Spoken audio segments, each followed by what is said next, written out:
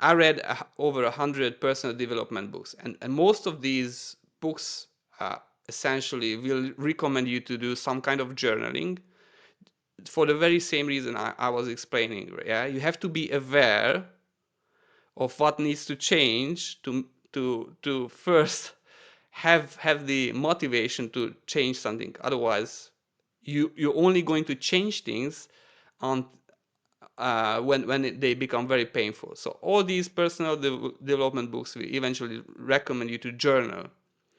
And even though I read these books, I wasn't journaling. It's too hard, right? Because when can you journal really? At the end of the day, or at the beginning of the day, and both of the timings are off. Why? At the end of the day, you're already too tired, right? You already forget half of what happened during the day. You're very bad at recalling because every single thing happening will overwrite the things that happened before.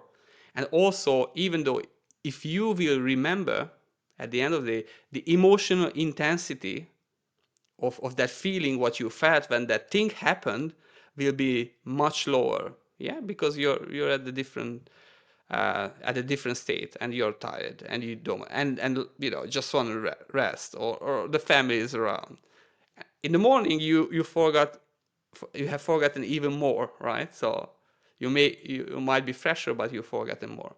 So I was doing time tracking uh, through a software a very long for a very long ride, and I'm like, you're scrolling through social media and you're liking the events of other people's life, or what are they posting. So you're reacting to other people's life events, but are you doing that for yourself? Are you liking or disliking what you're doing? So I was like, you can actually combine time tracking with mood tracking, right? So now I created this software that's essentially a time tracking application, but at the end of every track session, it's asking you to rate how you felt about the specific action. It was stressful, or it was joyful, just an extra click, yeah, compared to what you've been doing. And that's like uh, atomic journaling, because you will have the action. You can also actually take notes when, if you feel like. You will have the feeling recorded at its highest intensity. Therefore, it will be the most accurate, and it's going to build you a historical record of what you're feeling stressed out about, what you're feeling, joyful about. And you just have to look at things at a given time range, and it's going to draw you a graph of your highs and lows, and you can zoom in and figure out what you need to get rid of. And the activity activity itself is is also raising your awareness, because you're stopping for a split second, right, to record that emotion. And that is raising your awareness. And what I realized, it's also stress relief, because it's like shouting a bit about the bad things that are stressing you out when you're marking that activity a stressful one. So it has previously unknown benefits as well, but the system itself is very simple. It's literally time tracking combined with mood tracking, and then you're building a historical data set that you can always revisit, zoom in, and find new directions you want to head to. That's really cool. Two follow-up questions on that. First and foremost, what's the name and where can people access it? And then BlissCompass.com, as you hear it, BlissCompass. So okay, find your bliss. perfect. Uh, it's free, and it will be free forever, because I think like this is such a crucial skill.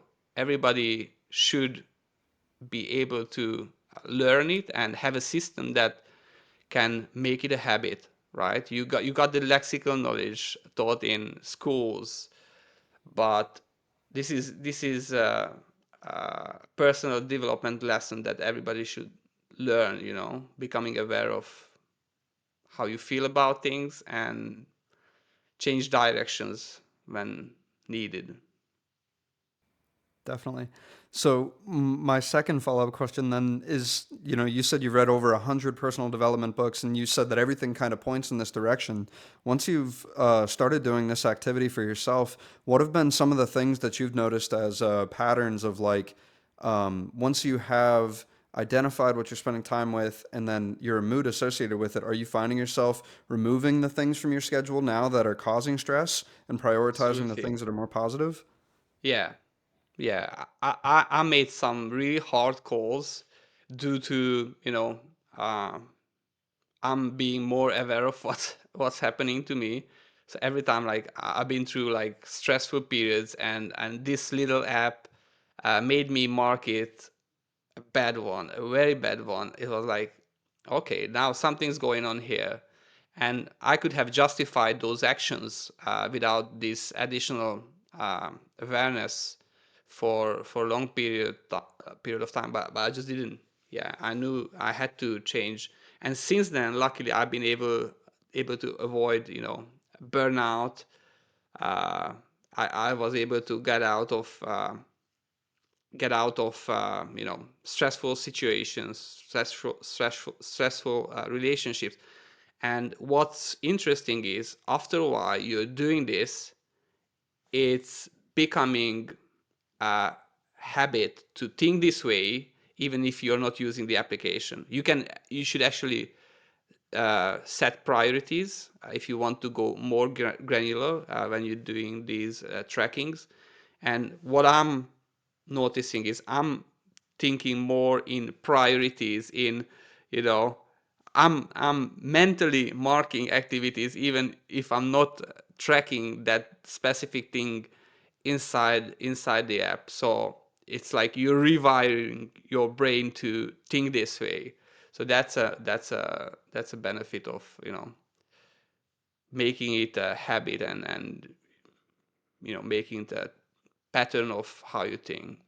If you want to save time on watching all the episodes, but still get all the gold nuggets that we find from interviewing these 7, 8, and 9 figure entrepreneurs, then you can get all of that inside of the 2 Comma Club newsletter. Just go to 2ccnewsletter.com and subscribe.